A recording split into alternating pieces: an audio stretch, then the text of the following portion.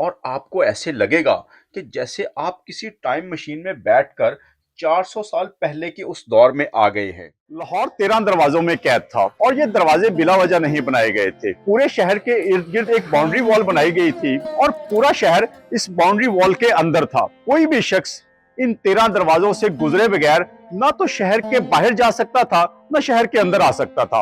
और दिल्ली गेट लाहौर इन 13 दरवाजों में से एक है। तो आइए चलते हैं अंदर दिल्ली गेट के और देखते हैं कि दिल्ली गेट के अंदर का क्या मंजर है। मेरे साथ आइए। जैसे ही आप दिल्ली गेट लाहौर से अंदर दाखिल होते हैं तो आपको तकरीबन 400 साल पुराना बना हुआ एक कुआं नजर आता है।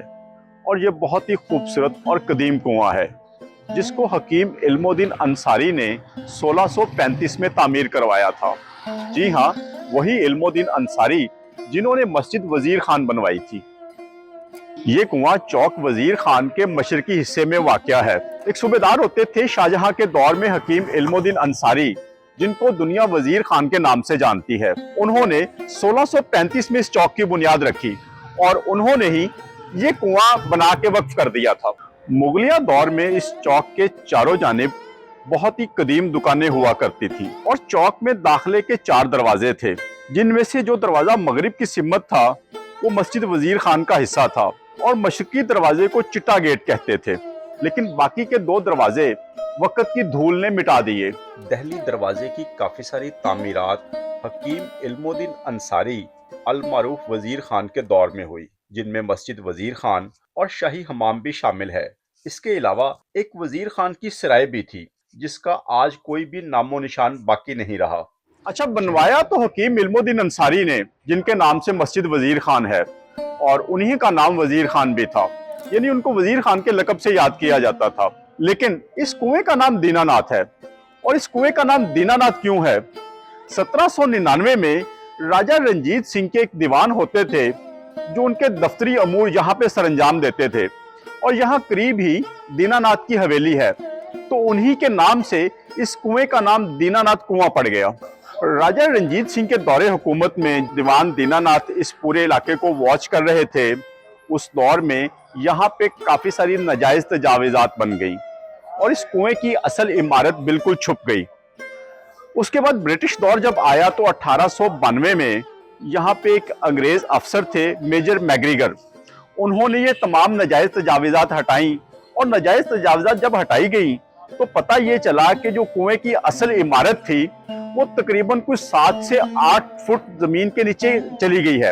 यानी कि ये जो फर्श है जो आप नीचे देख रहे हैं, ये तकरीबन कुछ 7 से 8 फुट नीचे जमीन के अंदर दफन हो चुका था और 1892 में इसको दोबारा से खुदाई के दौरान में प्रिजर्व किया गया। और ये वही 400 साल पुराना फर्श है जो कि शाहजहां के दौर में तामीर हुआ। अपनी तामीर के 300 साल तक ये कुआं इस पूरी आबादी को पानी की फराहमी देता रहा। अब ये कुआं खुश्क हो चुका हुआ है। आज से 300 साल पहले जब ये कुआं आबाद था तो ये पूरी आबादी इस कुएं का पानी इस्तेमाल करती थी और इसी कुएं से मस्जिद वजीर खान को पानी फराहम किया जाता था। यानी मस्जिद वजीर खान को जो वजू के पानी की फराहमी थी वो भी इसी कुएं से की जाती थी। शहर का ये हिस्सा अपने अंदर 400 साल पुरानी तारीख रखता है। यहाँ का मंजर ऐसा हसीन और दिलकश है कि यहाँ आकर ऐसे लगता है जैसे आप उस 400 साल पहले के जमाने में आ गए हों। वही पुरानी इमारतें, 4 सदी पहले का ये चौक और यहाँ मौजूद मस्जिद वजीर खान और ये कुआं, ये सब आपको मुगल दौर में वापस ले जाएंगे। ये लाहौर शहर का वो हिस्सा है जहाँ वक्त रुक सा जाता है और आपको ऐसे लगेगा कि जैसे आप किसी टाइम मशीन में बैठकर 400 साल पहले के उस दौर में आ गए हैं। इस जगह की हकीकत को यूनेस्को वर्ल्ड हेरिटेज ने भी तस्लीम किया है और इसको आलमी सकाफती वर्से में दर्ज किया है। यही वजह है कि दुनिया भर से सियाह इस जगह को देखने के लिए आते हैं। 400 साल पहले यहाँ क्या माहौल होता होगा, इन लोगों का रहन सहन क्या होगा, और शायद यही लाहौर का वो तारीखी और सकाफती वर्सा है जिसके बारे में कहा जाता है कि जिन्हें लाहौर नहीं वेख्या वो जम्मिया ही नहीं।